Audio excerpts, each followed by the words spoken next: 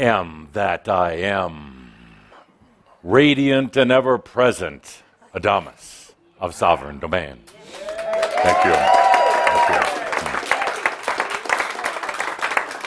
Welcome to this classroom of living ascension. I promise not to give you a hard time today, Edith. You can give me a hard time, but I won't give you one back. Welcome to the classroom, my dear friends. We just went through a 4-minute mirab while that cheesy music was playing. Was it not?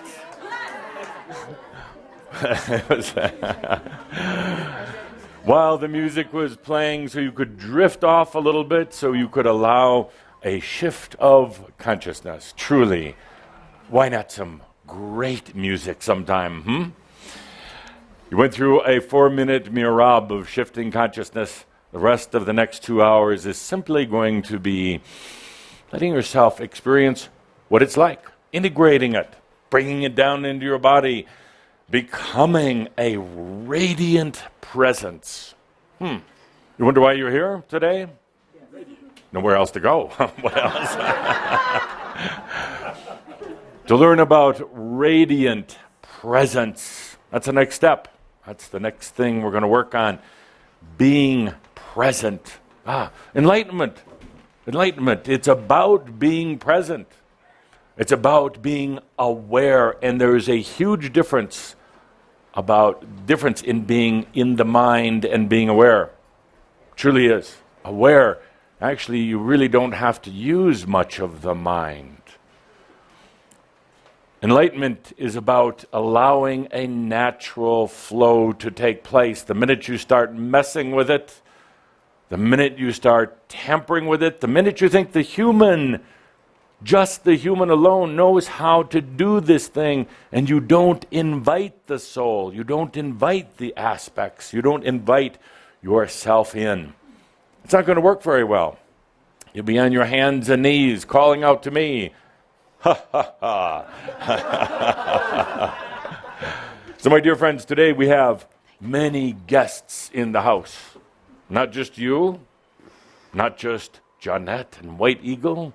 We have many guests in the house. So there's always guests. I just don't let them talk very often. Many guests in the house today. We have beautiful chambre from all over the world. We have energies and love of the angelic beings. And I do say love because they love being part of all of this. They love observing. But it's a kind of interesting love. It's the same love that many of you used to have in past lifetimes, going to a jousting match.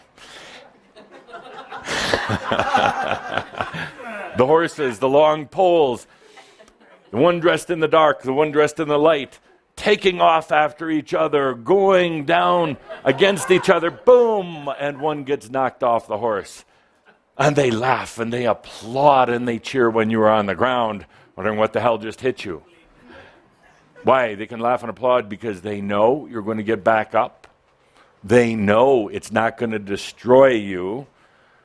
They know that for some strange reason you like to keep getting back on that horse, grabbing that pole and going after it again. But who are you jousting with? Yourself. Absolutely. Why are you jousting with yourself? Why? I don't know. Who knows? Entertainment.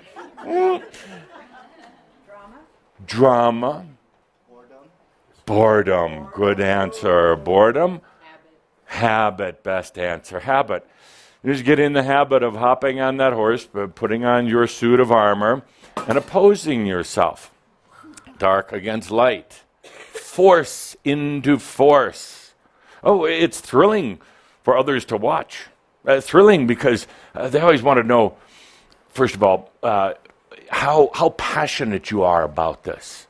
How you get into your suit of armor, how you suit up with it, how you grab your weapon, how you get on that horse, how you have so much determination and energy, and then how you go take off after yourself. Not many laughs on that one. How you get knocked off the horse, knocked down to the ground, but you get up and try it again. How about tomorrow morning when you wake up? No suit of armor, go bare naked. Meaning without that energy protection. Not you, sir. Without that energy protection that you put on every day. But it makes sense because it is tough out there. There's days when you feel you have to put up that guard. Why not tomorrow? Not putting it up. Just to see what happens. What about tomorrow? You don't get out your lance, polish it up, get the blood off of it from yesterday. What about you leave that lance on the ground where it last fell? What about you forget the horse? The horse is just indicative of the power that you use sometimes to go into life, go into your day. What about you just be in your own radiant presence? Is that not the only suit that you need? Is that not truly the only tool? Is that not the only thing that you need to carry you through a day? Now, what's going to happen to that dark self, the opposing self, that part that you've been battling with every day? What's going to happen to it? Oh, it's going to hop on its horse, it's going to grab its lance, and it's going to come after you. Why? Habit. It's been trained by who? Yeah, the questions are so easy today. We'll get into the hard ones later. It's been trained. It's part of the habit, part of the program, the daily duel with you. But after a while, it's going to get a little tired of getting suited up, getting the lance out, getting on the horse and chasing after you. It's going to finally learn that it can integrate. You don't have to do battle with the day. Now, in that opposing dark warrior, there are elements of mass consciousness, or elements of other people, friends, family, co-workers. There's elements, but they're all attracted into that opposing force by you, kind of like your own personal Higgs boson. It attracts that energy, turns it into something real, it turns it into matter and an experience. So tomorrow, you just take that deep breath. Don't suit up. Don't grab the lance. Don't get on the horse. Don't do battle. There's nothing at all to do battle with. Nothing at all. The sooner you realize that, the more fun you're going to have with your enlightenment. Let's take a deep breath and welcome in all of our guests today. The beautiful, the lovely, the angelic beings, the human beings, all here as part of this. You're halfway through 12-12-12. Yes, just halfway, you say. Halfway. But it doesn't necessarily end at 12-21. It doesn't necessarily end at the end of the year or on December 21st. There's going to be a lot of residual. What happens on December 21st?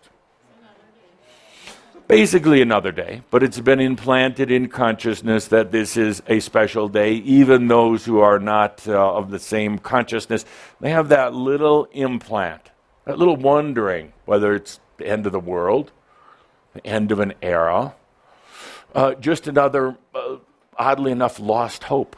You realize there's going to be a lot of people that wake up on December 22nd and feel a lost hope. Oh crap, as Sartre would say, is just another day. That is probably more difficult than to see some sort of big world disaster, some drama. Because there are a lot of people that are going to wake up on December 22nd and say, this is as good as it gets. They talk about the changes, they talk about the new world, they talk about the end of the old world, whatever. It's just another day. That's perhaps one of the toughest things, because in that there is such a loss of hope, or a loss of rescue, let's call it. A loss of something coming in to make a significant change. For you, at the end of this year, it doesn't really matter because what is happening right now, particularly with all of these wild energies, all the energy influxes that have come in and all of the ways that humans have been handling it. But what really is happening is a whole new set of potentials is being revealed. Potentials that have always been there, always been there, but they've been masked. They've been behind the cloud or the veil, unseen or unaware by humans.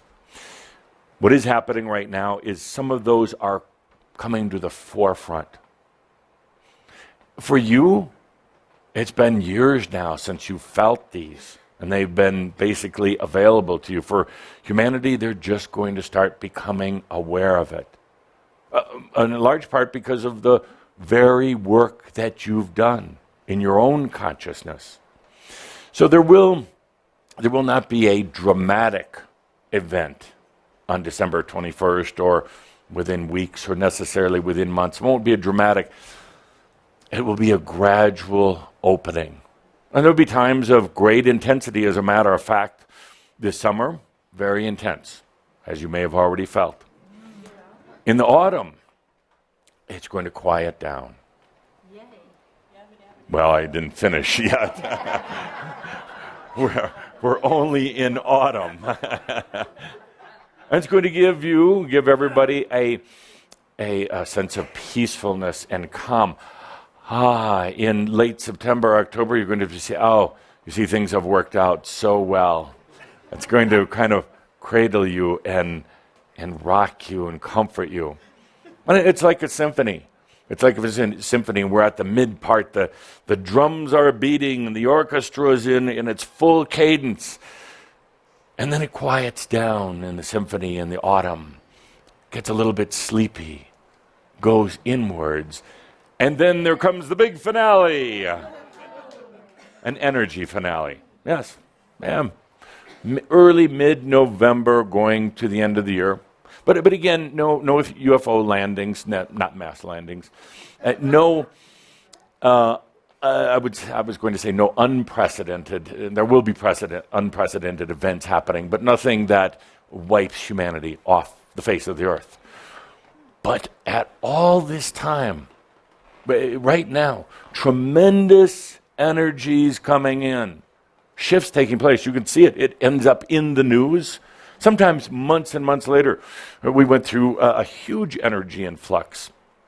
In the last few months, huge energy influx. It takes a while for them to affect the humans, get into reality, and make it into the news. You've had tremendous weather events going on, and those will continue right here in your own backyards. The fires, in other parts of the world, floods. All of this is part of this whole energy manifestation process. So that will continue. So we're at the halfway point right now. Let's take a deep breath into that. You made it this far. Wasn't that tough? It's actually getting a little, isn't it getting a little easier? No. No. Let's take a deep breath with that as we continue into this year. Phenomenal changes. Have you felt the changes within yourself? Yes. What kind? Microphone, please, if you don't mind. Oh, isn't this terrifying? Yes. Linda's on the ball here with that microphone. Excuse me. So what changes within I have yourself? felt? What are the biggest things that you've noticed? Letting go of past stuff. Just I'm dreaming about letting go. Yes. A lot of dreaming of letting go of past stuff. Good. And so I'm just trusting that is actually happening. Yes, it is. Even though I'm not always feeling it. Yes. But I trust that it's happening. It is. It is. So- And that letting go of old stuff, layers and layers and layers. You thought when Tobias left that was the end of letting go, but it continues. Oh, there's so many layers. But it doesn't happen in a linear fashion necessarily. It's not like you have to go along a timeline, or it's not like you can only let so much go at a time. There's tremendous movements that are occurring behind the scenes. And it's not just letting go, it becomes an integration. Because when you let something go, it frees it from its energy structure or belief system. It opens it up, but then that comes back to you in integration. It's kind of like release, clear, bring back in, but in a very new way, with the wisdom of what you learned. You see, when it's held in, thank you, when it's held in its old beliefs or old energy structures, the soul cannot get to at the wisdom of it. It's still locked up. It's still trying to either resolve itself or hide itself. But as soon as the issues are released in love, in trust, it frees it up, the soul then distills that beautiful experience into the wisdom. Good. We're here for enlightenment. One and only reason. We're here. You're here for enlightenment. Enlightenment is about awareness. Enlightenment is about, you could say in an odd way, about fulfillment or completion. Enlightenment is about simplification. Enlightenment is about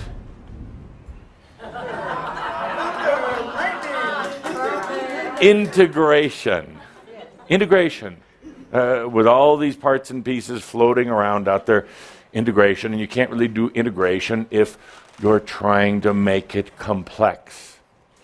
Enlightenment is a natural process, my dear friends, a natural process. That is perhaps my biggest point, and will be until I leave. Oh, I can hear you asking, when? What's the date? Enlightenment is a natural process, and I will keep talking about that over and over, because first of all, this state of human limited consciousness is unnatural. Having a separate body, a separate mind is unnatural.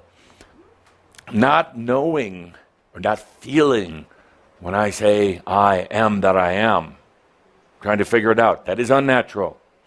Being separate from yourself, what you call spirit, from your soul, unnatural. Suffering, unnatural. Lack of abundance, unnatural. All of these things, unnatural. Loneliness, unnatural. Unnatural. All of these things were created, were by you, put there by you as part of some glorious experiences, and there's got to be a better way to do it. They're unnatural, because natural is simple, it's integrated, and it is, well, you would say self-contained, within self. That's natural. It is unnatural to be unhappy. Absolutely unnatural to be lacking in abundance. Yes, I will do a short. It's for you anyway, honey. Thank you. I needed a sign. Good. A rock. Don't fall asleep. It is unnatural to be unhappy. It is totally unnatural to be lacking in abundance. I will do an abundance class, but I've been waiting. When? When would you like me to do it? Now. Are you ready for it? Yes.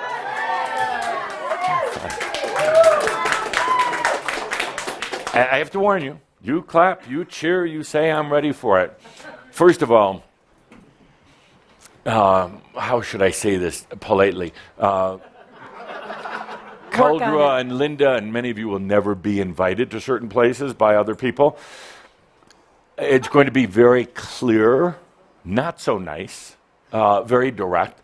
And there are some people who are going to get offended by it. And because they're invested in lack. Teachers, my dear friends, authors. Some of you invested in your own lack of abundance. Isn't that odd, being invested in lack? Isn't it like some sort of oxymoron? But it is an unnatural state of being not to be abundant. You have to work at not being abundant. You realize that? And I know some of you are sitting there going, but Adamus, I really put my intent out there. On intent. What was that? Let me work one up. It is unnatural to be lacking. You really have to work on it. You're actually quite the magi to be able to be unabundant. I sometimes wonder, how do you do that? Show me your trick. No, I don't want to know. Show me. How do you do that? You should be writing books on how brilliant you are to be lacking in abundance, because it is simply unnatural. A physical, biological problems, totally unnatural. How do you do that? How do you make your body so, I'm not picking on you, I'm just leaning on you. How do you make your body so out of balance? It's unnatural. Jeanette, White Eagle, Mark, they all know that. They're like, so one of the things that we're going to do, my dear friends, is to move beyond some of this. But it's difficult. It's not easy being Adamus, you know.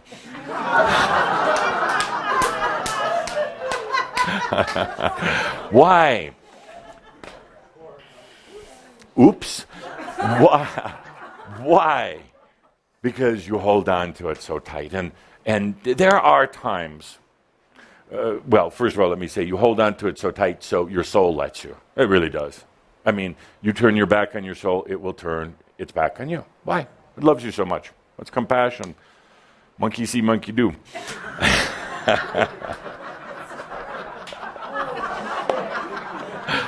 Very true.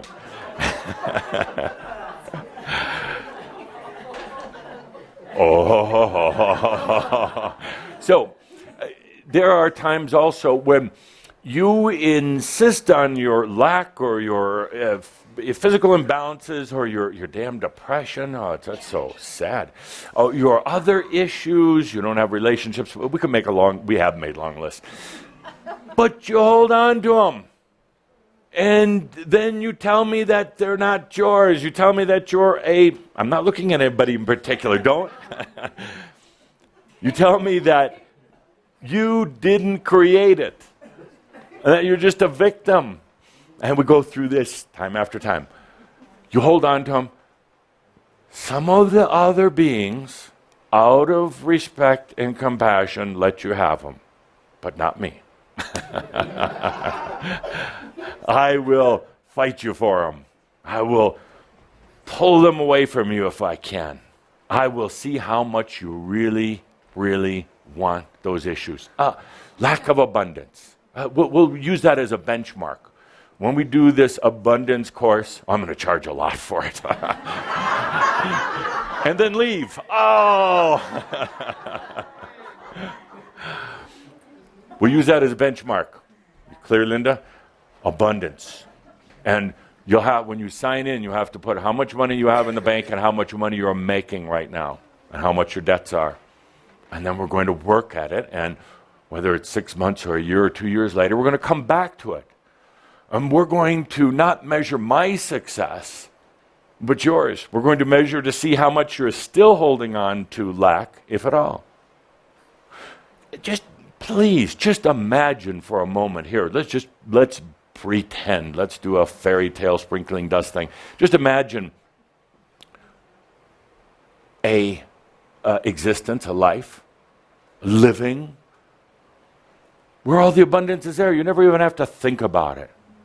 Where the health is just there. A couple times a year you get puking sick, but that's like a cleansing out of the toxins that are just in the air. Imagine where a relationship that is not a challenge. It is a support where, it's not a battle. You're not looking for anything out of it. It's simply a great way to enjoy life share life with someone else.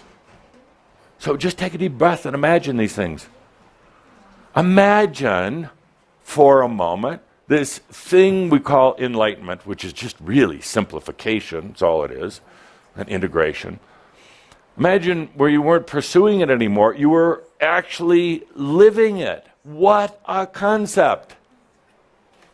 And just breathe that in for a moment. You just are it. We never even talk about enlightenment anymore.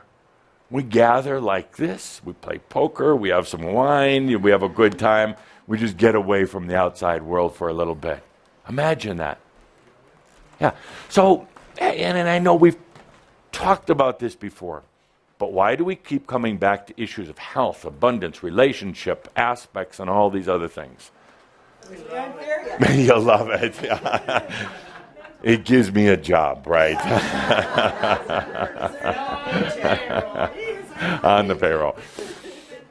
I have to say that in spite of my comments, that you are doing remarkable in doing this transformation, this whole breakthrough, this whole natural breakthrough.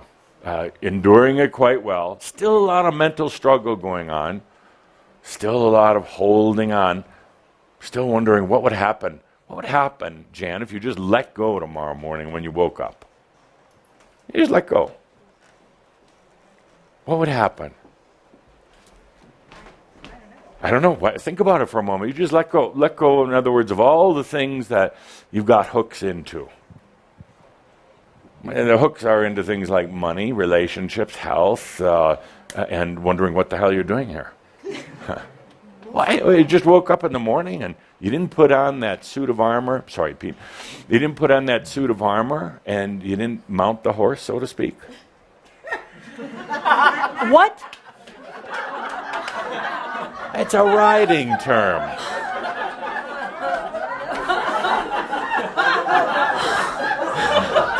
All right, get on the horse. Whatever. Sorry. What would happen, Jen? Here's this thing about mounting the horse. Let's get that. Clear that away. What would happen? That's a hard one to come back from.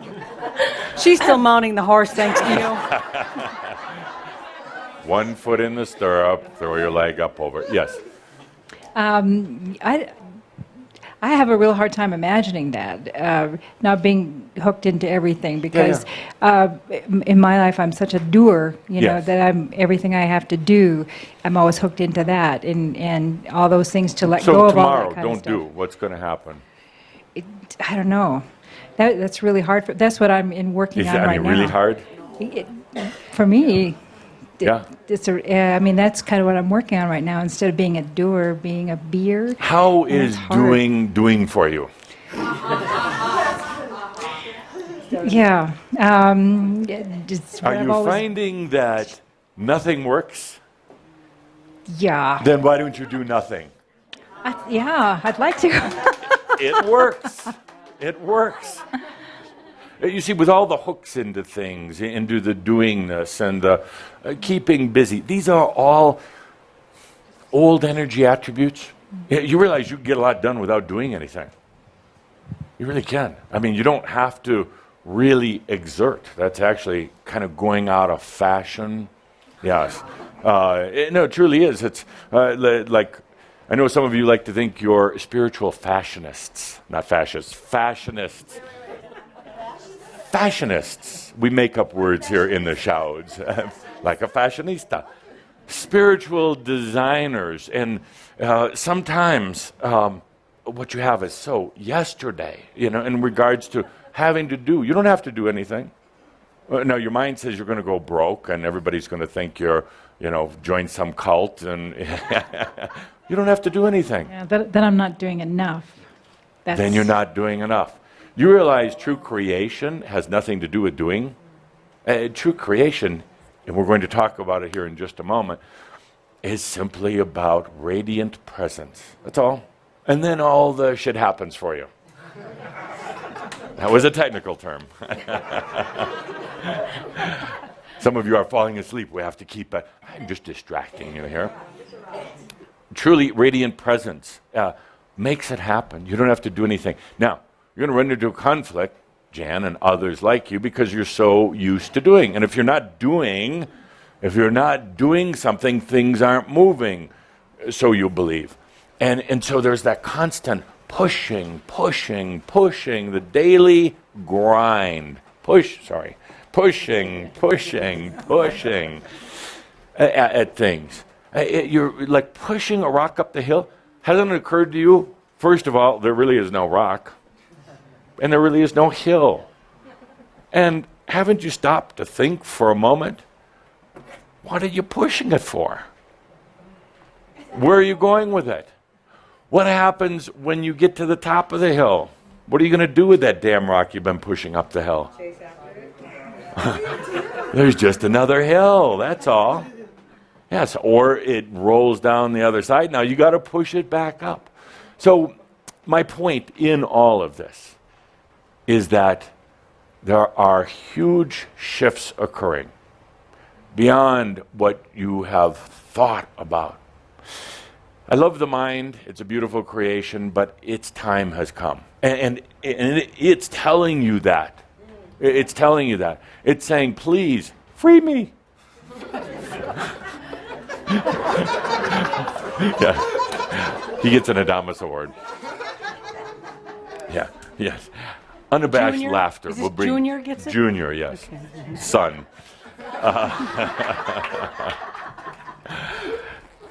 So, different. Adamus? My point in this. Would you like to award it to Oh, Junior? yes, absolutely. For you. Thank you. Yes.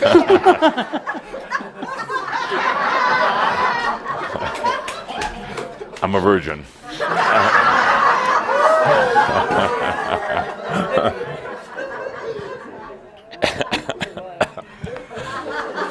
Even Caldra didn't believe that one. My point is simple. The huge shift that you're going through right now is regarding, well, you could call them paradigms, but it's consciousness. It's been difficult to even imagine what comes next. Almost impossible.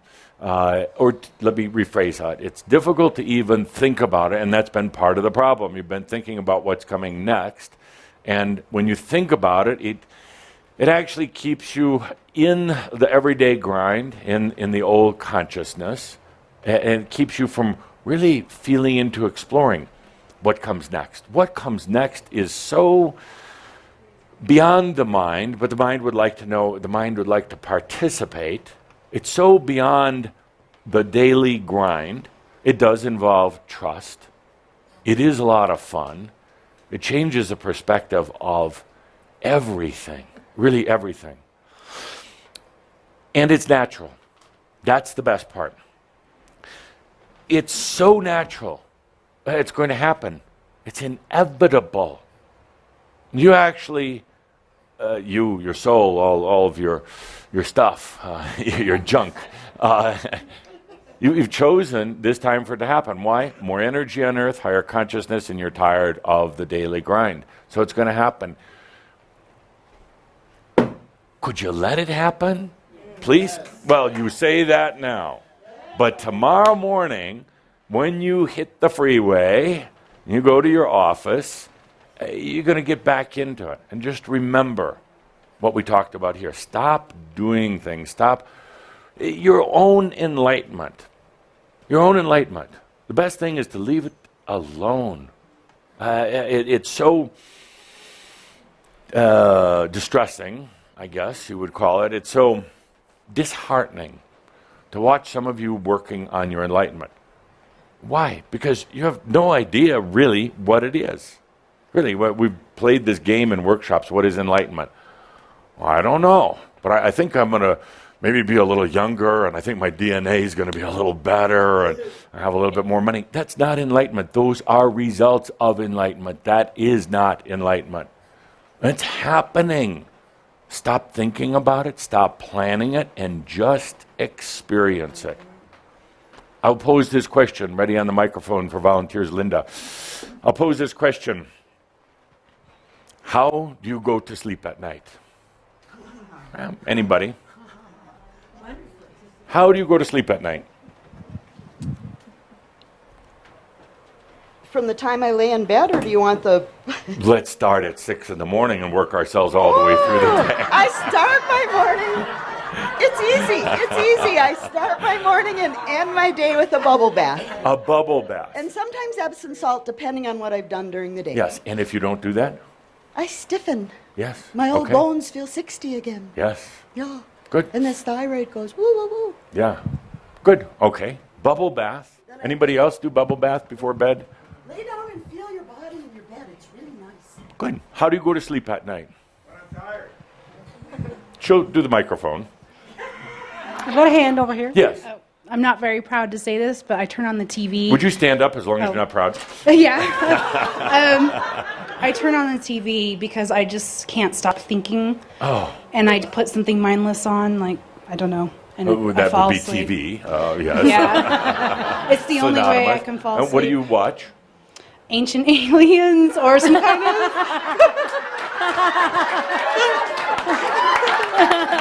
I'm leaving.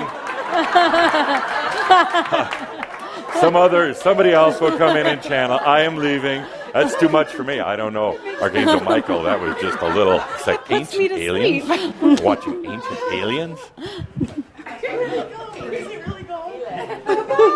Ancient aliens.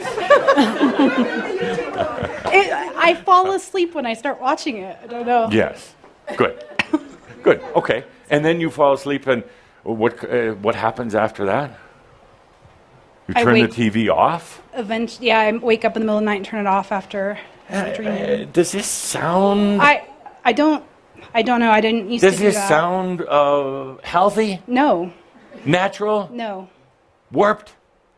a little. A lot. Fun but weird. Good. No.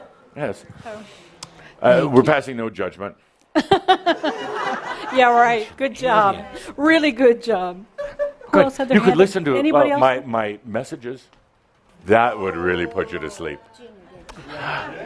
You have before, but you like Tobias better.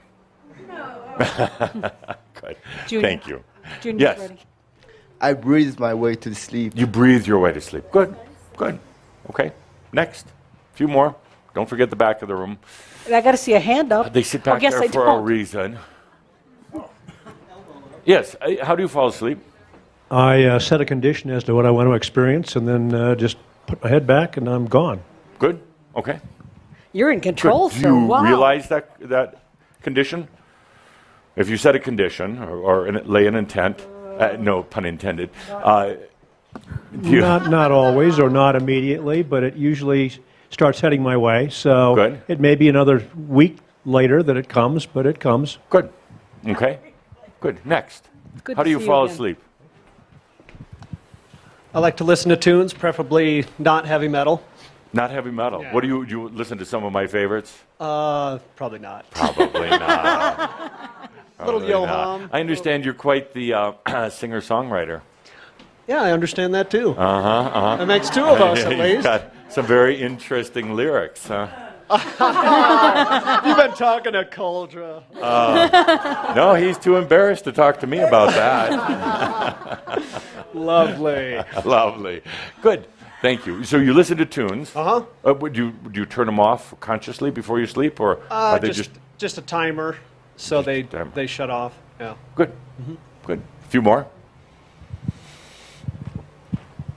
I set up where I'm going to go in my dreams. Yes. Because Really? I have really lucid dreams. Yes. So when I go to sleep, I think about the things that I'm doing in my life, and I ask myself to dream about it, and I work at stuff out in my sleep. Yeah. Good. Yeah. How are your dreams? My dreams are awesome. They're Yeah. so much fun. Good. Sometimes, though, I have to say, not tonight. I need to sleep. Right. Because it gets a little tiring. But Do you think I that really go works? off. I do. I feel different Yeah. from it. Yeah. I mean, you don't think you're dreaming then, or you think you're I just think kind of I'm- giving yourself like energetic ambient? It's probably energetic, but I think I go places too. Yeah. So. Yeah, you do. Yeah. You go to good places, restful places, happy places. Come over to my palace. Yes. I think I've been to your palace before. Yes. Uh-oh. Uh-oh. Too much information. Next. Yes. I generally go to sleep when I'm exhausted. Exhausted. Good. And is it an inflicted exhaustion? Self-inflicted? Sometimes, if I'm tired of waiting to get there. Yeah. And sometimes some of you will exhaust yourself simply to do that. Good. Thank you for your answers. Why did I ask the question, how do you go to sleep? First of all, quite a bit of it is really tiring to listen to before you fall asleep. That you would have to go through a ritual, that you would have to think your way to sleep, that you would have to even tell yourself what the hell you're going to dream about. Don't you know you're going to dream good things, whether you tell yourself that or not? Yes, you can tell yourself.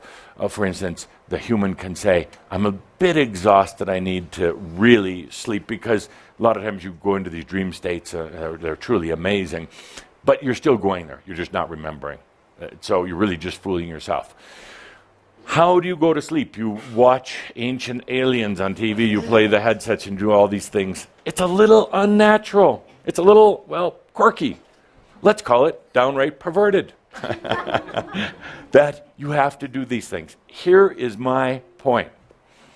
Sleep is natural. It was designed that way.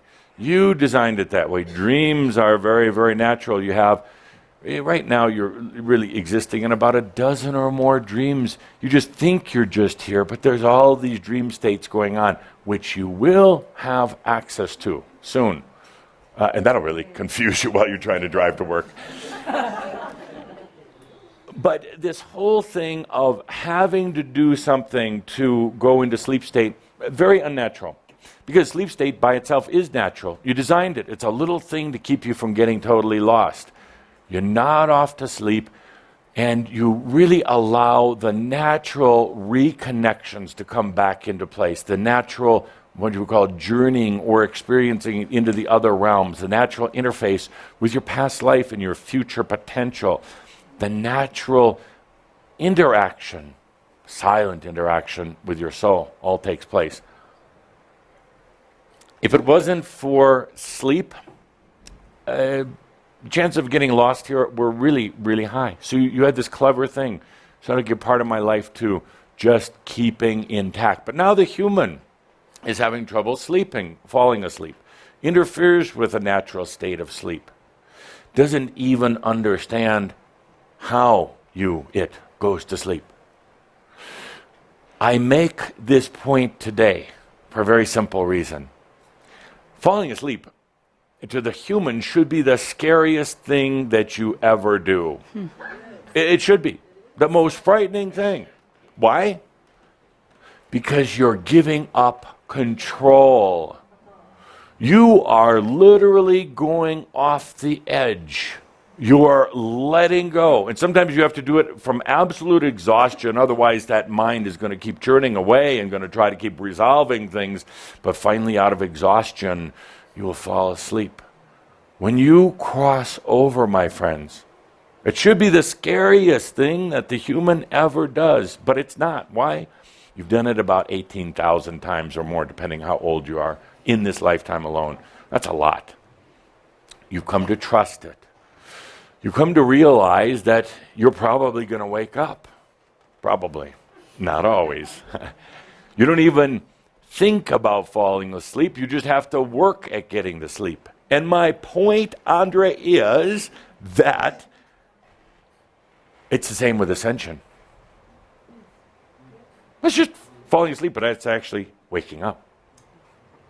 It's the same principle. It's natural. You shouldn't have to work at it. Do you ever notice when you have to work at falling asleep, it makes it tougher to really sleep?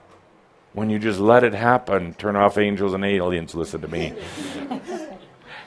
Or ancient aliens.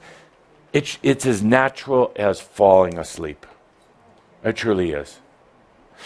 But there's something that mind is working away. What if? What's going to happen next?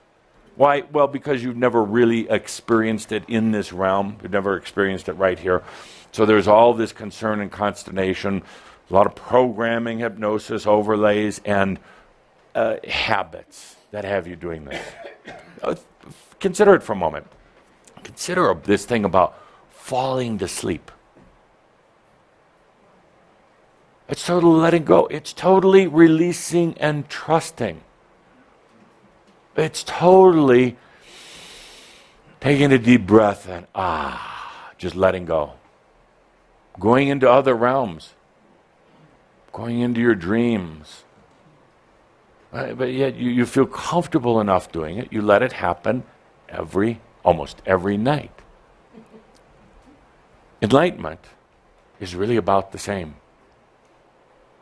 You don't have to work at it. You don't have to you shouldn't take a pill for it. You don't have to study. Do you study? How am I going to fall asleep tonight? That would make me tired and want to go to sleep. No, you just let it happen. When each night you go into the experience of falling asleep. You know how beautiful it is when you're in that halfway, you kind of realize, I'm letting go of the structures, I'm letting go of the controls, and you start slipping into that early dream state, and sometimes you kind of let yourself slip back in. It's the same way with enlightenment. But instead of falling asleep, you're really waking up. Let's take a deep breath with that. It is a natural process. There is actually nothing that you could or should do other than to let yourself experience it. But for some reason, there's still that mind wanting to jump in with its what ifs. What if I go broke? What if I get sick? So you're truly procrastinating the inevitable. And it's also preventing you from joyfully experiencing this whole falling asleep into your awakening. There's not a pill, there's not a water, there's not a prayer, there's not anything other than you experiencing it. That's it, period. Now, there are what you would call your experiences with it, the experience of letting go of the humanist, this kind of quantum shift. There are the transitions of going out of human limitations into your fullness. Yes, and it's good to share about those, good to get together here and talk about them, good to laugh about them, good to realize and laugh about some of the crazy things that you were hanging on to. But it's not good to intellectualize about it. Not good to say, this is how you do enlightenment. And it has to be this way, and it has to be with certain rocks and God knows what other accoutrements. It's good to just get together and let yourself feel and experience and be radiant in your enlightenment. It's good to be in a gathering like this where it's very, very safe, and you can even open up a little bit more. You can laugh at yourself a little bit more. Laugh at some of the twistings and the manipulations and the questions and the things you worry about. There's nothing to worry about. There's nothing to worry about. Oh, I can see the mind running on it. Don't listen to Adamus because he doesn't know what it's like to be broke or sick. And what if? Really? Really? It's not about what I'm saying. It's about, can you trust yourself? Just like you trust yourself every night to go into that thing called sleep, which is a great big unknown. Ask your own mind about it later. Mind, what about that sleep thing? You're not really there. You're not controlling things, are you? You're just back there kind of being lazy. But yet, you can let go. Let's take a deep breath with that.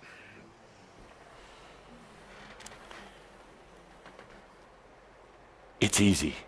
It really is amazingly easy. And you're going to one day come to me and say, Adamus, it was so easy. How come you didn't tell me that? Yeah. Drink to that. Good. I want to make a brief mention here about the breakthroughs that are occurring. First, the external breakthrough, secondly, the internal. There was this great scientific discovery on July 4th, Independence Day. Don't you know it was planned that way by my Mason friends? Yeah, true. Great announcement. Oh, not 100% sure, but 99.9% sure. That is a statement that is going to come back to haunt them. This thing called the Higgs boson, which is basically the particle, which is not at all, I don't want to tell them that though, this particle that basically puts energy into matter. And after $10 billion of investment into this research, just with CERN, not to mention others, they had to come up with a press release that said something because they're looking for more funding. They said, we think we've discovered it. They're actually partly right. They've discovered half of it. Are you talking cold fusion? No, I'm talking about this, the God particle. Yes. So they made the big announcement that this boson this particle had been discovered. Partly correct. Interesting. First of all, I have to give you a lot of credit. You know this stuff before it even comes out in the news. You actually understand it energetically, and then the scientists use billions of dollars to try to verify. I don't know why they just don't come and talk to you. Because you have an innate understanding that there is energy, of course. There is something that literally attracts energies to go into certain directions. What they're calling this boson actually is an attractant, and it attracts certain particles of energies to go into matter, to form physical reality. Well, the question is, first of all, why do only certain energies then go into matter? Why not all? What is it about certain energies that attracts them to matter? How does the boson or the energy determine whether it's going to go into matter? What happens to the energies that do not go into matter? Yeah, that's a better question. Yeah, I know. and what happens? Big question. What happens to energies that go into matter because they do not stay there forever? So what's the back door to let them out? Interesting. What is going to happen with this? Big announcement about this particle. It's really an element, but what is going to happen in the coming months as they continue the research? Somebody's going to realize that it's actually not working according to scientific method. They saw it work for a while, and now it's not working. What are they going to do? Keep their mouth shut if they're smart and they want to keep their job. Oh, yeah, the old particle. It's doing really good, boss. Yes, sir. 99.9%. Oh. So what's going to happen is they're going to suddenly the scientific principles that they're using and the standard models that they're basing this all on are suddenly not going to work. It's really going to throw them. It's going to cause some of them to go crazy because they think about it too much, and they shouldn't. What they're going to realize is it doesn't work the same all the time. And for scientific validation, it needs to, but it's not going to because, first of all, they're not considering that for every element, for every energy, for every particle, for everything, with one little exception. Everything has its counterpart, its shadow that exists in a different realm. They do not come together, for the most part, in the same realm. So if there is this Higgs boson in, let's say, this realm that they can identify, they're not seeing the other half of it. It's dark side, it's shadow side, or it's opposite. Not dark isn't bad. That's at work all the time. Sometimes it's an opposing force, sometimes it is a complementary, but it has to have that for the most part, and they're not seeing it. So it's going to confuse and perplex them about what's really happening. But that is good. because it's also going to motivate them to say, what is really going on here? And they're going to start to come to understand things are not linear. That scientific method is actually valid in some cases, but you have to go beyond the old scientific methods in other cases. You have to understand a whole new way of thinking, a new math for the universe, a new way of understanding energy and its movements. And they're talking about this Higgs is in some field. No, it's not. It's everywhere. It's all around. It's right here. It's in your belly right now. It's everywhere.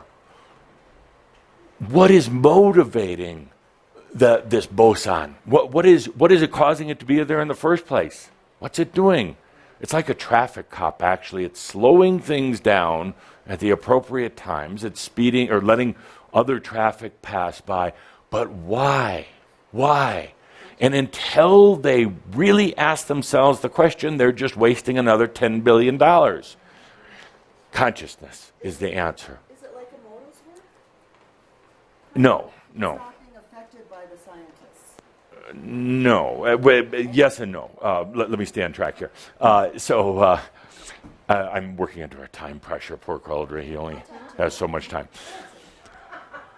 So dear friends, it's like a traffic cop, and it's directing energies, but what created it? What determines what energies are put into matter, what energies go somewhere else? Where do they go? It is consciousness. But what has the biggest effect on the consciousness is the passion behind it. The passion behind it. It's not energy, not at all. And it's not thinking, because thinking is not passionate. And that's where so many of you run into a problem. You really think your way, and you just exhaust yourself. And there's very little direct result of it. It is passion. Passion is not from the mind, but it can inspire the mind. Passion is actually not really creativity, but it can bring the creativity forth. Passion is simple, it is expressive, it is open, it is free. So I ask you right now to just take a moment to sense your own passion. It's like so many of the variables out there, so many of the energies in the fields. Where is the power? Like love itself. Where is the passion? Is it in your ear? Your toe? Really, your heart? Or is it everywhere? Is it just you? Is it just your immense desire, your soul desire, just to experience, just for the sake of experiencing, without worrying about the end result of it, unless you don't like where it's going and you want to change it, just for the experience? I mention this because the scientists are quite literal in their work, very literal, and to a degree they have to be. You are quite literal about yourself, where you're going. You're coming to small breakthroughs right now, small openings. We talked about them in our last gathering. It's called a mirage. I said when you have that aha, that little inspired, that you finally stop thinking about it and you just understand it.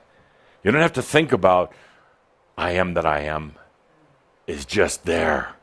And you don't have to think about abundance. How do I get abundance? What is abundance? It's just there. It's suddenly, what is it? Andra knows, it is integrated. When you're thinking about it, it's not integrated. It's a concept. It's floating out there somewhere. When it's integrated, it just, that's it. And I say, at that moment, when that happens, I told you last month, do a mirage. A mirage, just a brief, I just had that enlightenment. I felt it. I promise I'm not going to think about it. I'm just going to experience it. Do something, have a glass of wine, dance down the street, take a bubble bath or whatever it happens to be, just to acknowledge the moment, so that the next breakthrough and the next breakthrough and the next breakthrough come. Life, just like the scientists, tend to be very linear in their thinking, and if somebody could just go out of the box, maybe do a little, what you call remote viewing or projecting into potentials, they'd suddenly get it. And for you, it's kind of similar. It's about you're going through the daily grind. You get up in the morning, you go through the routine, you get dressed, and there's part of you, I know because I've been with you, that's like, here we go, another day. God, when, oh when, Adamus, when, oh when, White Eagle and Mark, when, oh when is this going to happen? And you go through the daily grind, following the same routine, wondering when it's going to happen. It's going to happen. The moment you wake up in the morning, you don't put on that suit of armor, you don't get ready for battle, and you say, I'm going to do it different. I'm not going to think about it today. I'm not going to try to plan my enlightenment today. And so often that's really a bunch of makyo. You're planning how to get a little bit more abundant and not to die so young. Yeah. And so when you say, I'm just going to get it up today and it's going to be natural, letting the natural processes happen, letting it come to you. My point in this is, I can sense it in most of you. There's a breakthrough, not the big breakthrough, but a breakthrough. That breakthrough done in nice steps is going to keep you from frying or melting, having that one big one. But then they're going to keep coming, not in a linear fashion, not one a day or anything like that. You're going to have the tendency when you get this breakthrough that's coming soon to a human body near you. You're going to do what? You're going to be like a scientist working for CERN. You're going to try to replicate it. You're going to try, oh God, that was great. Whew. Best 2 seconds I ever had in my life. Total feeling of connectedness, and you're going to also understand, when you get that, my dear friends, you're not going to have the kumbaya, we are all one. You're going to have, I am that I am. There's a huge difference when you have that breakthrough. You're going to be like the scientist. You're going to say, I'm 99% sure I had a breakthrough today. I think I did, I'm pretty sure, but I'll publicize it because I've invested many lifetimes in this path to enlightenment, so I'm going to tell everybody who's wondering about me, I had my enlightenment today. And you're going to try to replicate it. And that daily grind is going to start grinding at you again. It's going to start wearing you down. And that's when you're going to try to say, okay, now what was I thinking when I had this breakthrough? What was I doing? I'll go back there. I'll go to that same spot. That was it. I was walking along the lake, and I saw a sailboat, and it was a sunny day, and the numerology ended up in 9, so it had to be good. I'll wait for the next sunny day, numerology 9, and what am I going to do about that sailboat? It sunk. You're going to try to recreate the same situation, and it's not going to work. I'll tell you right now. Why? You just went mental. You're controlling. You're planning. You're trying to replicate something that, A, doesn't necessarily want to be replicated. B, you could have an even bigger breakthrough if you just let it be. If you do that mirage for a moment and acknowledge, I just had this wonderful breakthrough, great, I'll let more come. And then just be on your way, just enjoying life. Does that make sense? No, yeah. Good. So what I'm saying here again is there are some quantum things that will happen right now. Why? Because you've got a lot of passion for it, and you're also tired of the daily grind. And why not? Why not? Just for the sake of it. Let's have some big breakthroughs here. Next couple of months. And when it happens, just stop for a moment, breathe it in. I am talking about amazing levels of, it's hard to even put into words, of trust and a shift in the way you've been going. I'm not just talking the road getting a little bit wider. I'm talking about the road going away. And truly absolute changes in your perception of things. Absolute. I don't want to go into details because I want you to experience it. So let's do this. Let's do just a very short. Here you are, having a grand time in life, I hope. This what you would call a breakthrough, a suddenly opening, lifting of this veil, suddenly just aha moment. You're so ready for it. So ready for it.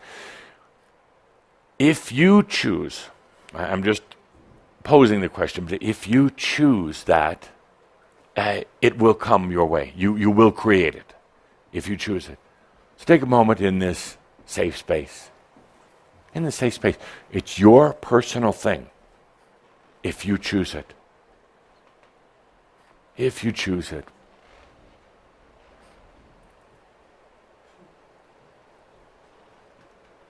Good. And I know with that passion you have, it's definitely going to happen. When it does, please don't go out and make any stupid public relations efforts about it. In other words, don't start posting it all over Facebook and YouTube and making videos of it and turning it into a class. It is a personal thing for you in that moment. Be with it. Be with it. Because there are some scientists who are going to have egg on their face for a while about their discovery. They discovered part of it. That's the problem. So let's take a deep breath with that and move into the next subject. I see we only have a few minutes left of just me. The next thing, and really my true message of this day, as you allow yourself to experience life in a whole new way, free yourself of some of the bonds and some of the limitations. One of the key suggestions I have for you, for many, many reasons, is to allow your presence into this reality. Now, it's kind of old stuff in a way, being in the now moment, maybe spiritually unfashionable now. Let's state it in a different way, to be present. Why? Because so often you're not. So often thinking about other things. This is old, we've talked about it before. But right now it becomes more important than ever to be present. It means to be embodied in your physical body, in your mind, in yourself, to be here. It's the meeting point for the breakthrough I just talked about. It's the meeting point for the energies that are coming in. You are, in a way, your own boson. You are your own point of gathering energy and putting it into, whether it's matter, putting it into abundance, putting it into health. You become that point of reception. It's important to be totally present. And while I give you good marks on so many other areas, being present is not one that most of you would receive an A in. No. Or a B. Or a C. Why? Because the energies are strange, it's difficult, outside energies are very challenging. But as these breakthroughs occur, you're going to want to be grounded, you're going to want to be in your body. So, what is presence? What is presence? Being here, being aware right now, keeping it simple. So you take a deep breath, as Andra would tell you to do. Take a deep breath into your body. As a matter of fact, let's all stand up to get really present. Take a deep breath in your presence. That means in your body, in yourself, in this room, in this dimension. Now, I did not say limit yourself only to this dimension. Because the fact is, you can be in many dimensions. You can be in many realities at the same time and be aware of all of them. But it starts with being present right here. This is the moment, the point that you receive the energies. This is the point where you receive your soul. This is the point where you receive your I amness. When you're not here, when you're off in your own little dream world or daydreaming, no matter how much you had passion for this thing of enlightenment, it's not going to find its way to you. You're not going to receive the abundance that's right here. So, you take a deep breath, get into your body. Now, easy enough said, the next part, and that was old hat, the next part is to radiate, to be radiant in that. You're in your body, you're kind of here, at least for the next 5-6 minutes, you're here. Now, can you be radiant? And before you do, think about this, consider this. There's been every reason for not being radiant. You don't want to stand out. You don't want to inflict on other people. You're afraid that your brilliance, your radiance is just going to overwhelm them. You're actually more afraid that somebody's going to notice you. Aha! They're going to see that look in your eye. So you keep the eyes down, you get in your little voice, and nobody can hear you, nobody can see you. So now you get in your radiance. In your radiance, you take a deep breath, you leave that battle armor behind, and you just simply let the energies, the light, whatever you want to call it, your I amness, radiate. You don't do any hand movements. Sorry, Joanne. You just take a deep breath. Let it open up. Let it radiate. You don't force it. No, it doesn't need to be forced. You allow it. You don't manipulate it with color therapy. You don't have anybody else do your radiating for you. You do not go through a radiating logarithm. You don't look in the handbook for how to radiate. Step 1. Oh, and you laugh, but this is typical. This would be a typical one. Now, how exactly do I radiate? You take a deep breath and you just let it be.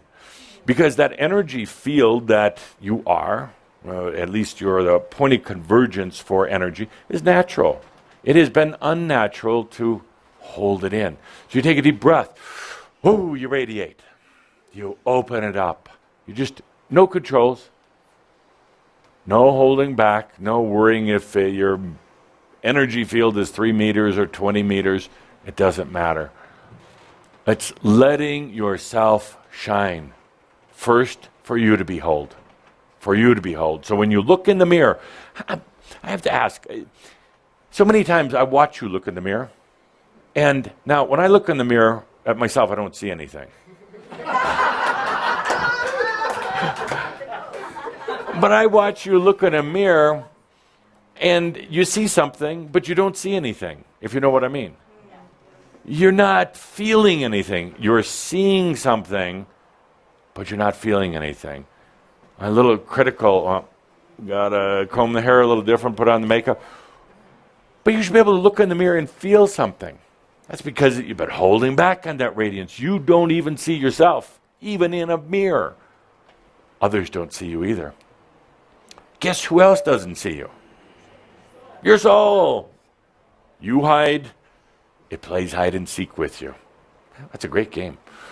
How about radiating now? How about opening it up? Well, you worry. It's easy to do in here because, well, we're all Shambhala, and you don't mind if you get your energy on somebody else. But you do worry about it. Out there. Well, what if I inflict it on somebody? Tell you what, your radiance is only going to do one thing.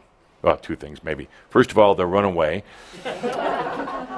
Secondly, the other thing it's going to do is illuminate some of their potentials. It's not going to inflict anything on them. It will illuminate some of their potentials. Isn't that a wonderful thing to do? It's like walking around with a candle.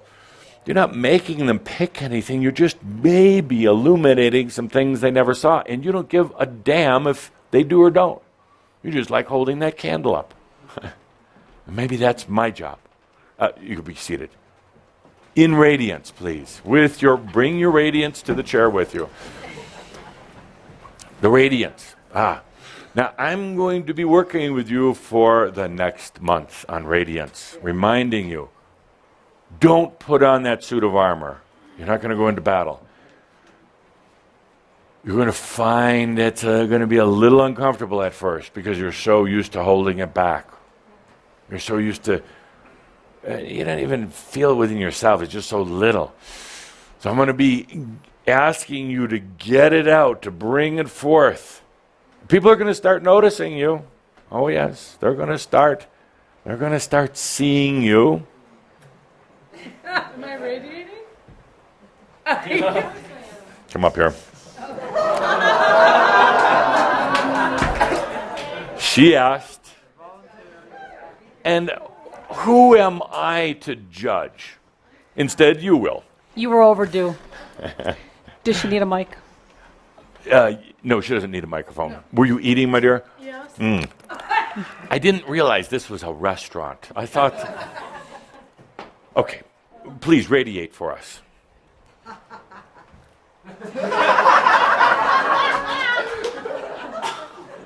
Good. I got it.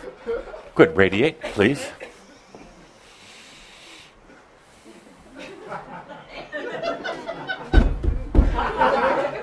Did it come out more? Oh, we're still waiting. Watching. Thank you, Norma. Stop the show. So you had to quick divert away. Actually, you were radiating.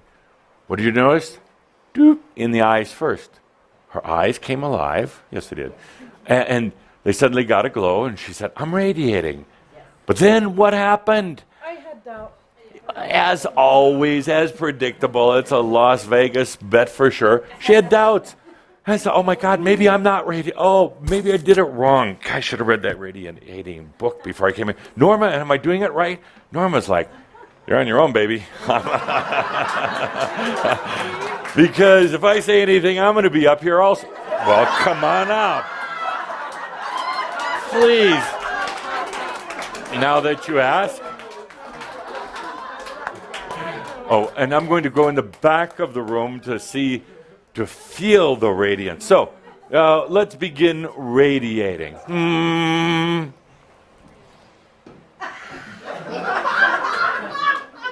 Don't look at me.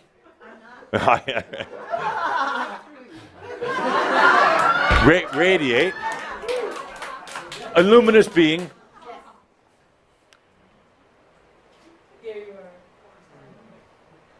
What do you notice? What do you notice?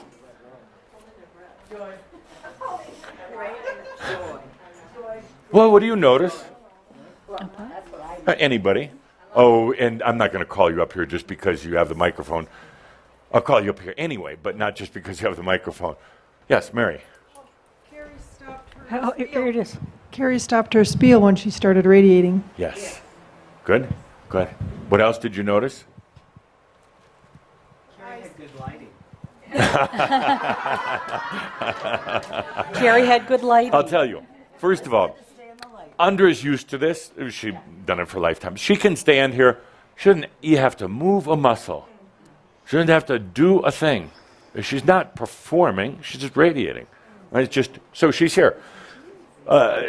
Pretty unshakable. There's only a few things I could say that would really shake her up, but pretty unshakable. Just there, present. She has to be in the work that she does. Whew, absolutely present. Because otherwise, the aspects of those who she's working with will kick her butt all over creation. Carrie has the natural, she can walk up here, she can just be radiant, naturally. Then what happens? Maybe I'm not doing it right. Oh God, this is going to be so embarrassing because everybody's going to be on Facebook about it. So all the human things come in. You did it absolutely beautifully until you thought about it. So don't think about it this time. Radiate. There you go. There you go. Now. Do not love all this. Oh, I do.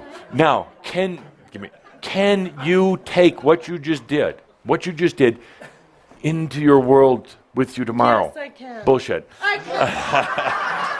Absolute. Really. You're going to think you can. I won't give up. I will. Good. I never give up. And you don't Will have I to. get points for Don't get on the horse tomorrow. Okay, no. I'm dropping it right now. Boom. Good. My armor too. Good. Good. You don't It's done. need it. You do not No. need it. Look at this example. Now bring it in, bring you into yourself. You don't have to do anything. Yes. I will. It's that easy. Now, your eyes are going to light up. That'll be one of the first things. You're going to have a smile on your face. You get rid of that stinking frown that you have when you have to put on your battle clothes. You're just radiating your presence. It feels good. It feels like you're alive. When you have this breakthrough that I just talked about coming up soon, you're going to be present to receive it. That's going to be an amazing experience.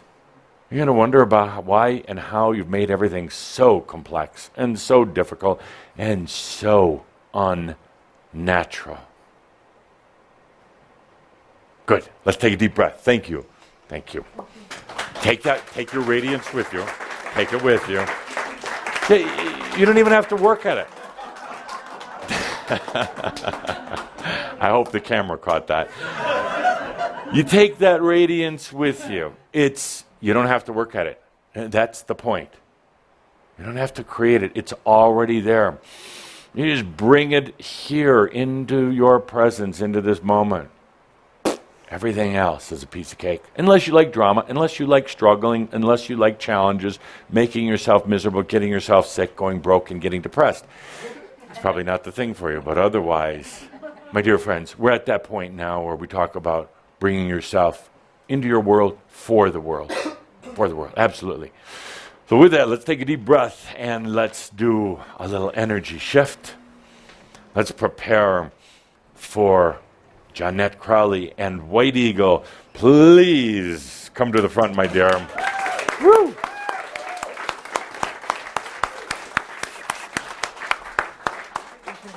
Please, now, please get relaxed. No, presents. Oh, yes, let's do this. Let's radiate together.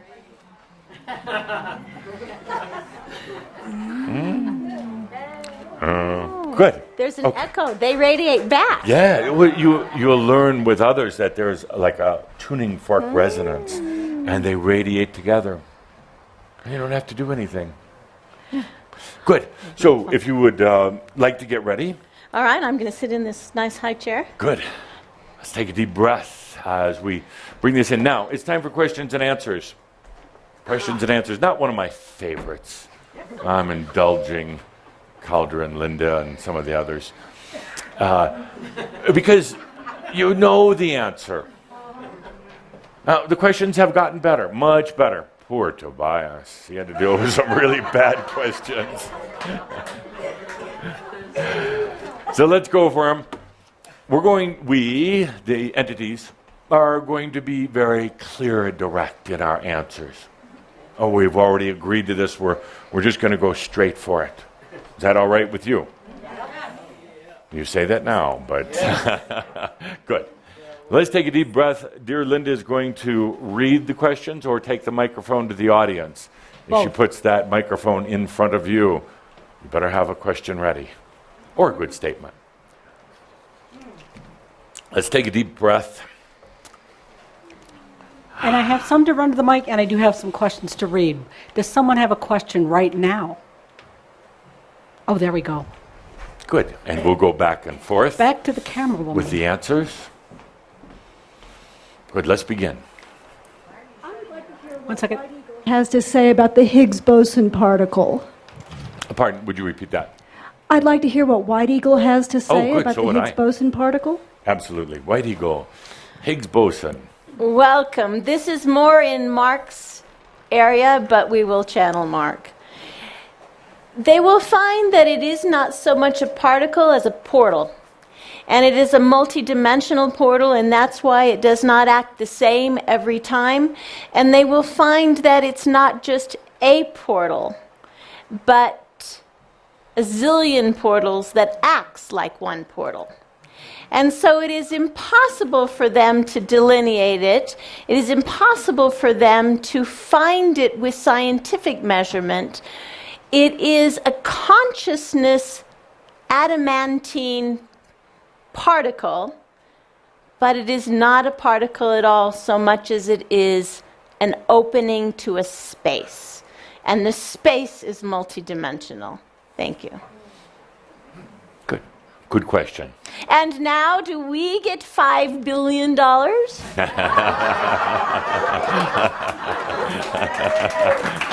are working on Jeanette's abundance.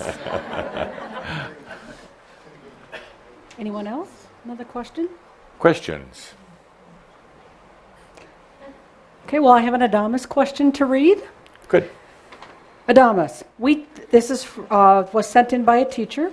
We chat often, and you asked me, what is my heart passion? And teaching sexual energy schools is what that is.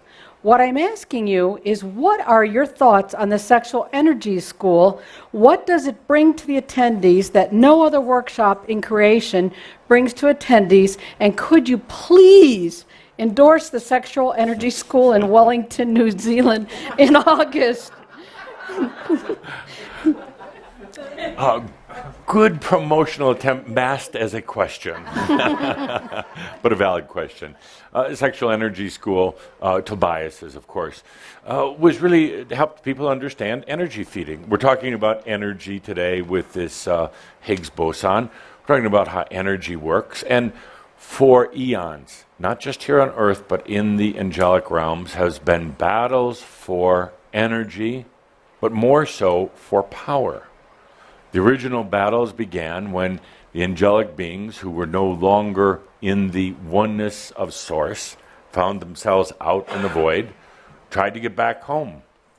They thought that the way to do this was to gather energy, kind of like rocket fuel to bring them back home.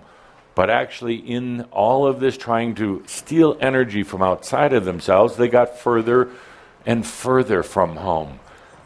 There is still an energy crisis within. There are energy crises in this world, energy crisis all over the universe. So what we're talking about here with energy feeding, with energy stealing, isn't just about humans. It's truly everywhere in creation. Still power struggles all throughout all the dimensions. A lot of it is being resolved right here with the understandings, not just with the sexual energy school, but other things, that their power is an illusion.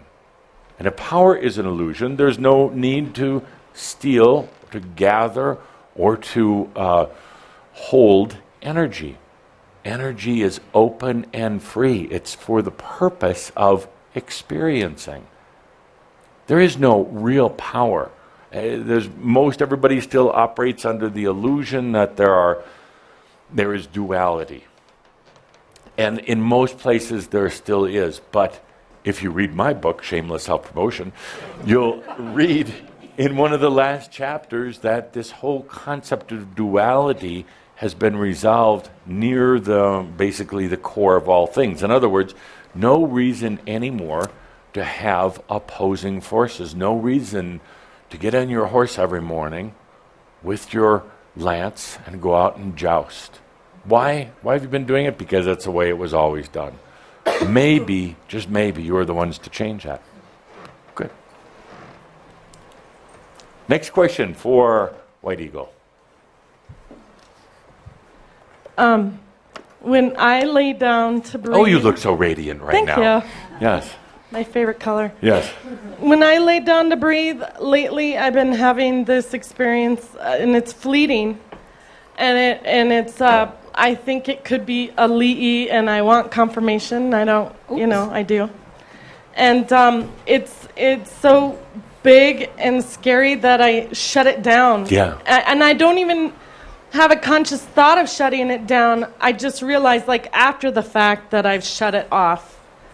And is this, if I just I have this feeling like if I could just get my human out of the way, it could just be a constant state of being. And so why am I shutting this down? And how, does it have to be shut down? Or does it need to be gradual? And what is it? Let us just answer that for the beginning. The leap that your consciousness takes, it takes it anyway. The part of you that can shut it down only is in charge of a very small door. The rest of the building is open. And so your spirit, your consciousness that already understands these vast dimensions of which you are a part, it's going its merry way. It is having the experiences. What is shut down is the memory cycle, so that when you come back, you remember that you couldn't ever shut it down, because the part of you that can shut the door is only in charge of a very small door. Let's remember that. So not to worry that you are shutting it down, not to worry that there is some fear or some more processing that has to take place. To know that when you sense that there's a leap, it's already done. And let us take what your question and just say something about this breakthrough that everyone's waiting for. The joke is it was yesterday. And you're so busy looking into tomorrow, you didn't even notice it. What if every breakthrough you ever wanted was yesterday, and the part of you that is in charge of something is given this little playhouse to be in charge of, but the vast part of your existence, your soul's in charge of, and it's infinitely smarter, and it never closes the doors. Thank you. Excellent. Next question. Good. I have a project that I created with a lot of creation and creativity and passion, and now I'm in the process of marketing that product. And now the brain gets so into it, it's like, how do I do this without the brain? And do I just let it go, or,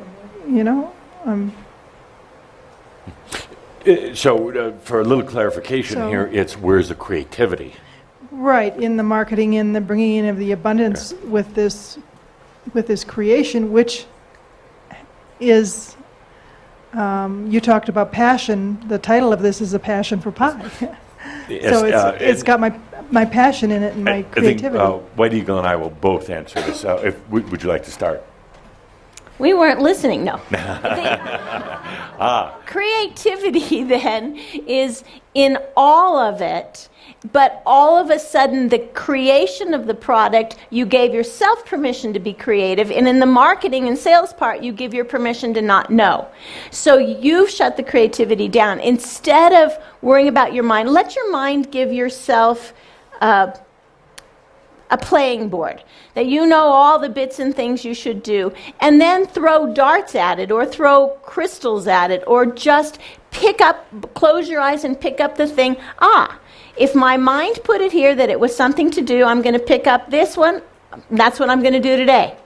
So let serendipity, let your mind set the playing field, and let magic pick exactly the task, and that way your mind gives way to magic, and you'll have much more fun. Thank you. Good. And very quickly, 3 elements involved in what you're doing. First of all, the project just to do something. Secondly, to hopefully make some money. And thirdly, just to be creative. But sometimes the priorities get arranged. It should just be coming from the heart, just to do something creative. You have a very natural creative talent, but that's where the passion is coming from. The marketing, the details are. There's no passion in the marketing. Yeah. But you're also thinking in terms of marketing in relatively old terms. Marketing is being totally redefined right now. Okay. And you couldn't figure out even if you tried. Good. And as so many of you know, the best things that happen, the things that are the most successful, are the ones you weren't really even trying for. And they just happen, and they just evolve. Good. I have another question to Yes. read. Adamus, what about our pakawas? When you introduced them to us, you emphasized the importance of working with them for quite a while and said we would even evolve this concept to put out our energy during our time together. The question comes into mind from time to time, did you observe we didn't do too well into it, or in another way around, that we already reached a point of understanding this concept of expanding our energy so that you let drop this point of pakawa? Of course, I would appreciate White Eagle's comment on this topic as well if he'd like to. And by the way, thank you from my heart. The pakawa is something we talked about almost 3 years ago. It was kind of your spirit animal, kind of some of you considered it a totem, but it was your creation. It was a vehicle or a mechanism to really let yourself freely travel into the other realms. So you picked it as an animal, because if you'd have picked that as a human, even as a human aspect of yourself, it would have immediately had limitations and would have started fighting with you. So we did it as an animal, you see. So now, as you learned to set that pakawa, that totem, out into the other dimensions, you felt more safe traveling out there. You noticed, most of you noticed that the pakawa changed. You might have initially had an eagle or a dog or a turtle, and it evolved. And you suddenly found out that it could keep evolving. It didn't have to stay in one personality or one form. The pakawa is you. I haven't come back and kept on talking about it because we've had other things to talk about, but it was you. You change forms. You can go into the other dimensions. You can journey far and wide. Anytime you question that, just recreate a pakawa, you, and then set it free. Good. Any additions? I keep wanting to call you sir, and you look so beautiful. We're not a sir even when we were an Indian. You're a madam?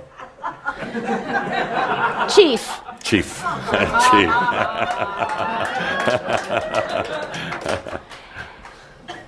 There will come a time when humans will be able to create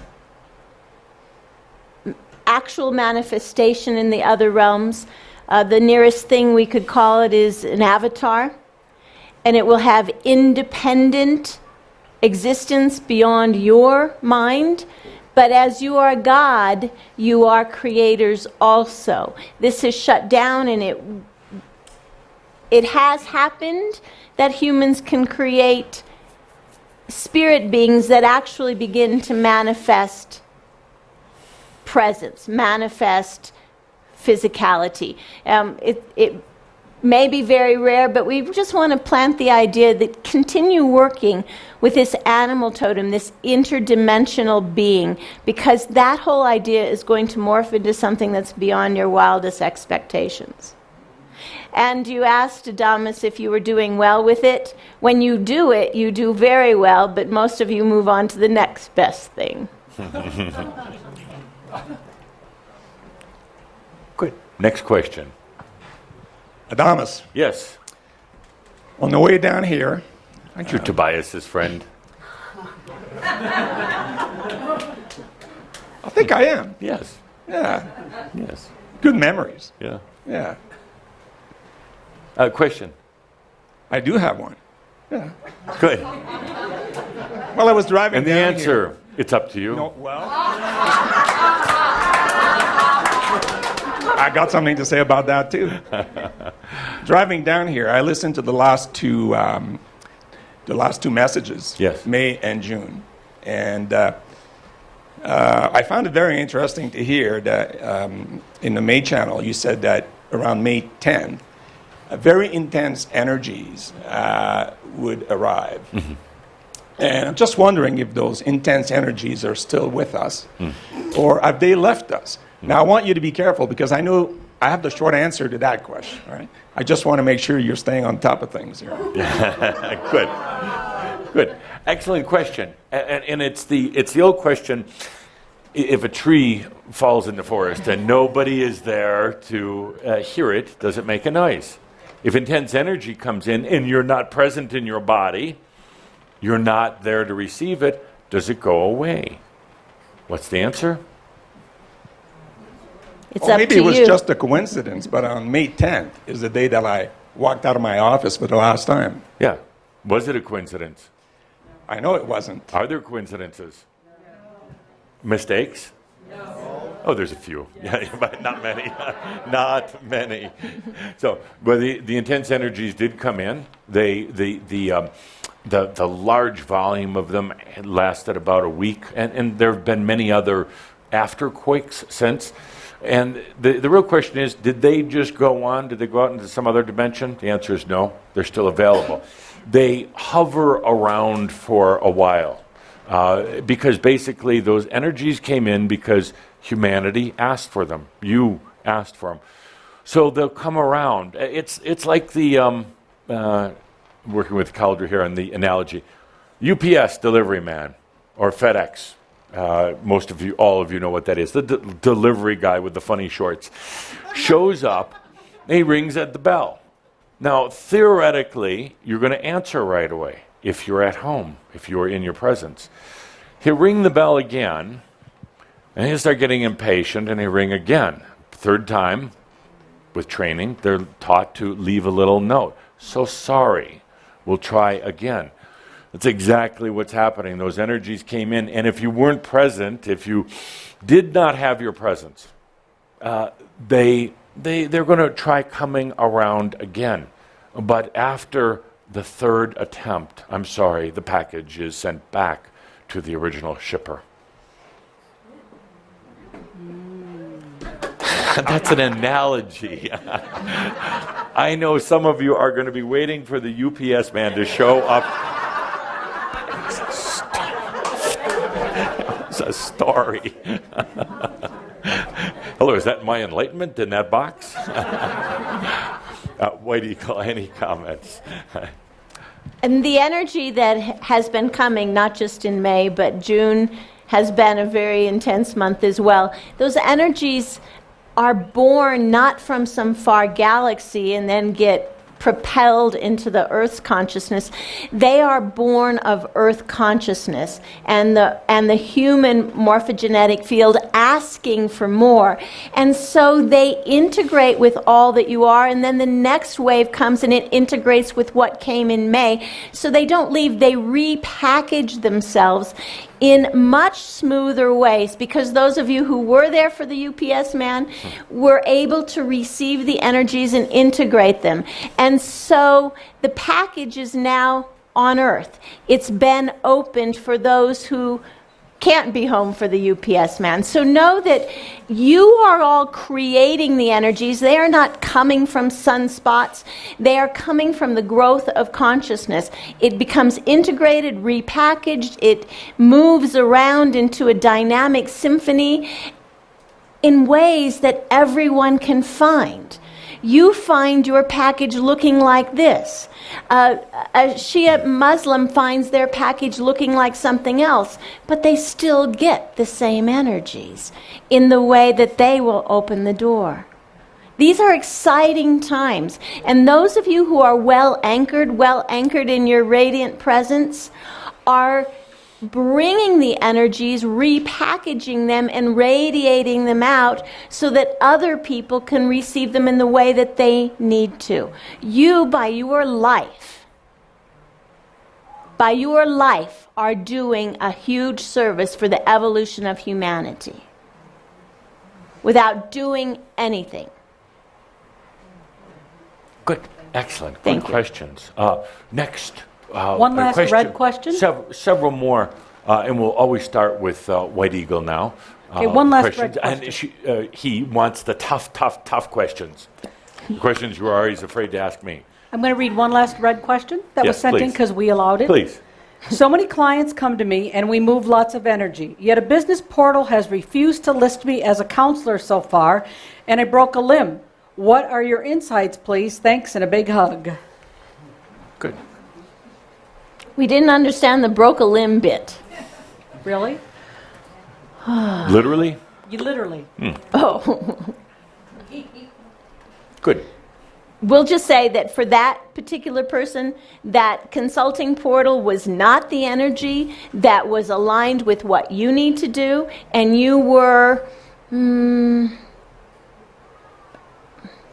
changing yourself. You were needing to manipulate the energies of how you work in order to fit into a portal that wasn't you. And so it hit you hard. Good.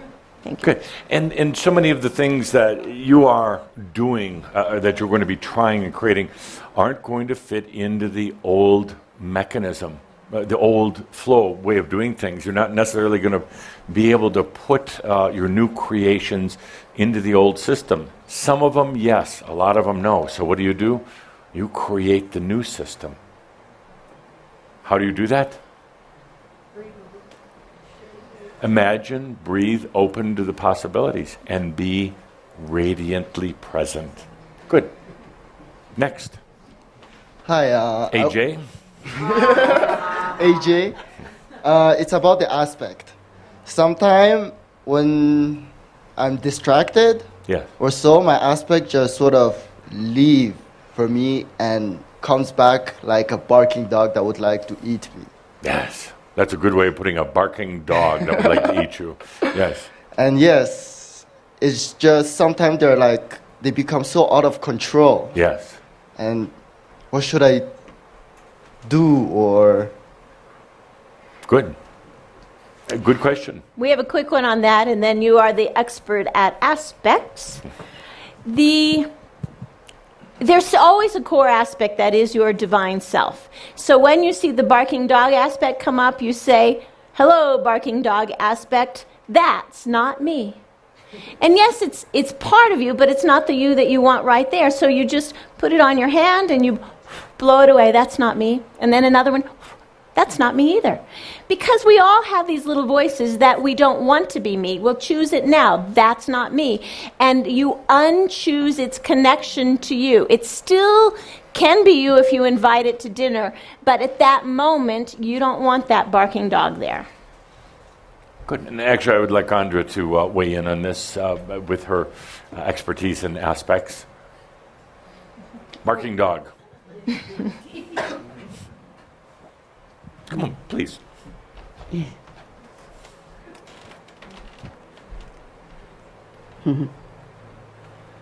It is not the barking dog that I'm focusing on, but behind the mask, behind the game, it is me. It is a piece of me saying, will you notice, even if I have to bark to get your attention? Will you breathe this compassion and receive me anyway? Look beyond the facade, the illusion that the aspect wears. Will you receive and be the voice that you truly are? Breathe so deeply. Breathe so deeply. Fall so in love with this one who is so afraid and is screaming, please look at me, please look at me. Can you dare to stop? Be in your own stillness. Say, yes, come home. Come home. Good. Thank you. Next question. 2.5 more questions. This is a full question, not the half question. Yes. For those of us who choose ascension and taking our bodies with us, Yes. are there things that we need to do to enable the body to move along, or do we just choose it and allow it to happen? Good question. Excellent question. Yes. Way to go. We're going to hand that one back to you because there are a few examples where once you're ready to ascend, you actually want your body with you. So you may have a different take on that. Absolutely. In ascension, there's total integration into the body of consciousness. That's not just a physical attribute, but it's the mind, the body, the spirit, the aspects, the barking dogs, and all the rest of them that join together. When you then in that ascension, when you basically leave this living planet, leave the physical body, the physical body actually accompanies you. It can be done in one of two ways. It can literally disintegrate. It can go with you into the other dimension, as I did, as many of the other ascended masters did. We don't want to leave our bones behind. Don't litter the earth. Bring it with you. At other times, some of the ascended masters, the physical biology stayed, but they brought all of the attributes of their biology with them. Why? Well, because it was part of your experience. It remains forever in the essence or the memory of your soul. So you bring because being in physical reality is amazing. You can have sex and eat food and drink wine and feel the air and take a shower and do touch another person, do all of these other things in the physical body. Why would you not want to at least bring the attributes? And those who are truly integrated and choosing will also bring the flesh and the bones, not so that they can literally create them, but the illusion of their reality disappears, and with it all the ingredients that went along with it. Good. Do you want to take your body with you? Yes. Why? You don't want the crows picking at it.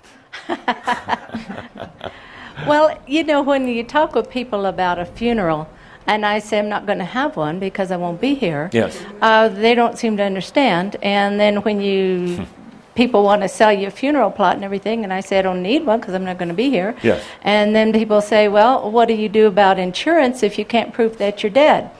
And I said, well, I'm not going to be here, so I'm not going to worry about that.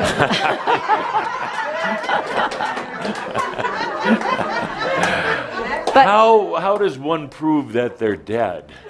By the body.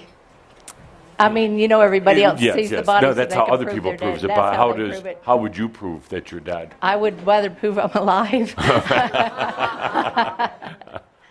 But yes, I want full, total integration of taking not only the aspects and the elements of being in the physical, but I want to take the physical also. Absolutely, and that is the more natural state. That is the more natural state. Death, we're going to have long discussions about it. We have.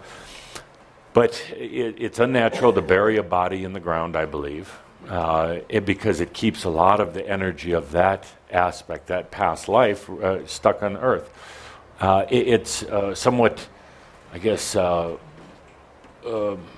it's a little bit morbid, a little bit morbid that you would want to put the body in the ground and then have everybody cry over it.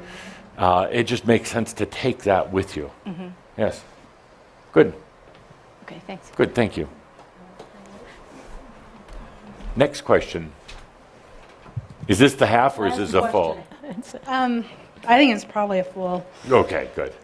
There's a reason I can't get to sleep at night. I Yes. just keep thinking and thinking and thinking, and Yes. I feel like I've lost my direction. Yes. And I've always had some kind of connection or direction, kind of knowing in general where I might be going or what I should be doing, and I have nothing, and I try and figure it out. Yes. And I can't seem to get any kind of answers, or I just don't know what I'm doing, and I'm finding it very difficult.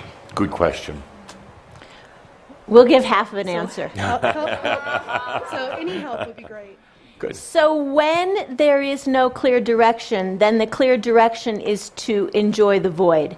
Many of you are jumping into huge consciousness shifts. You can't do it from going from one step to the next and be in a different world. Sometimes you have to traverse the void. And the void is directionless by its very nature. It is unanchored. It is uncomfortable. And all the parts of your aspects that dislike it go crazy.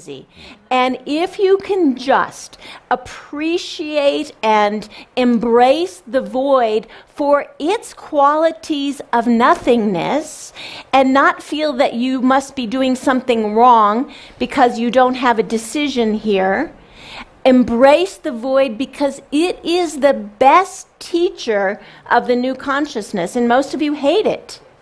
That was my half. Actually, it was perfectly stated. There's nothing I could really add to it. but I will.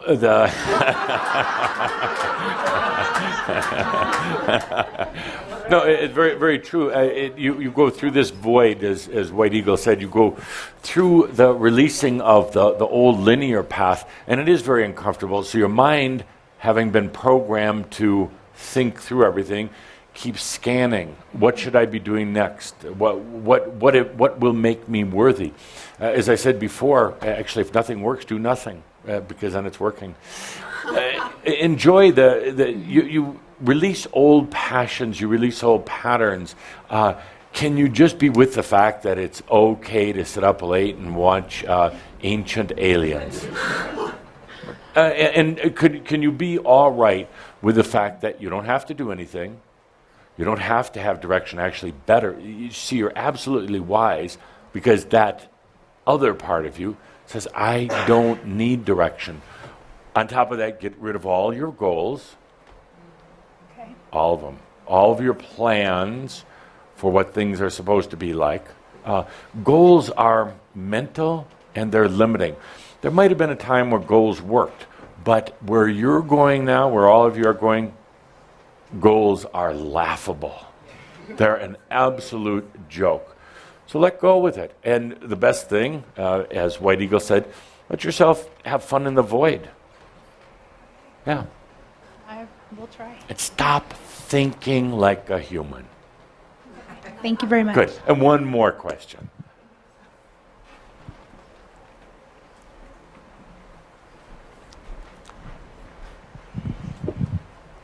So here we are, and I'd just like to say thank you for being here for me as a reflection of myself for so long, for this is truly my passion. And rock on, because here we are. Good. Thank you.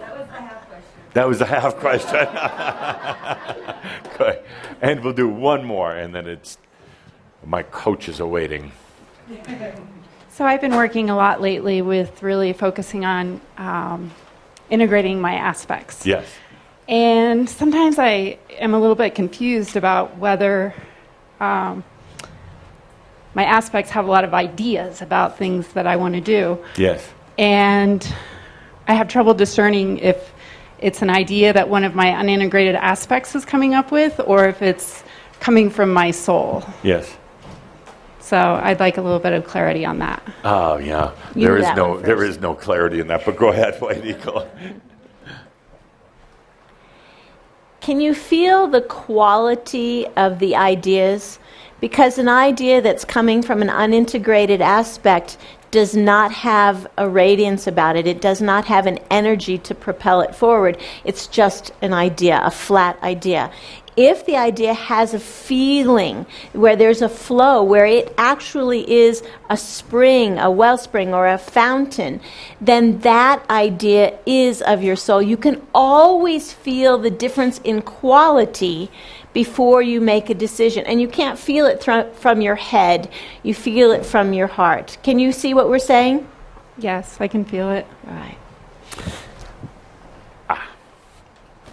Aspectology was one of Tobias's main courses, that and sexual energies.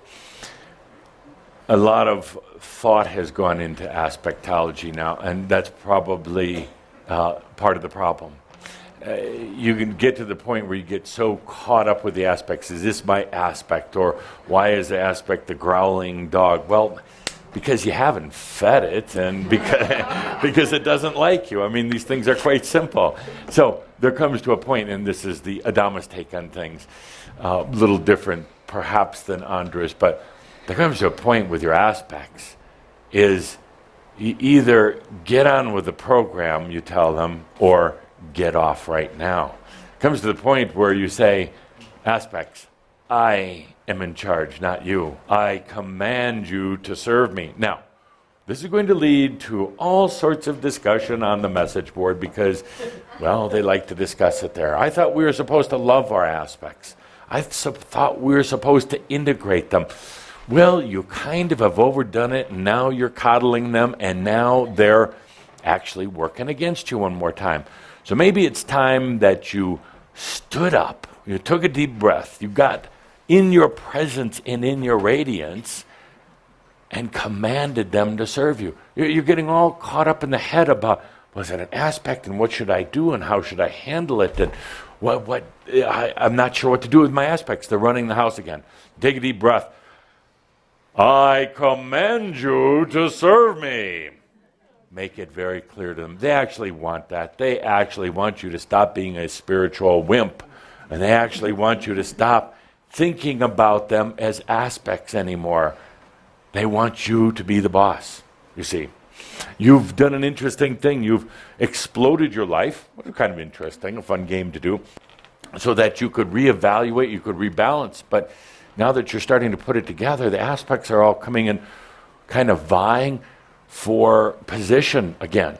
As you reconstruct yourself, you just make it very clear to them that you, the I am, is the boss, and that they will not have their old place in the new house. Make it very clear. They'll get into shape pretty quickly. Let's take a deep breath with that. And when in doubt, when you start wondering and thinking and what if and all the rest of that, you just stop and take a deep breath and remember, it's all natural. It really is. Don't put on the suit of war. Don't hop on the horse. Don't power your way through life. You take a deep breath. If anything, your soul, white eagle, and I simply want you to enjoy the experience. So you take a deep breath and you remember that all is well in all of creation. With that, I am Adamus in service to you. Stop thinking so much. Adios.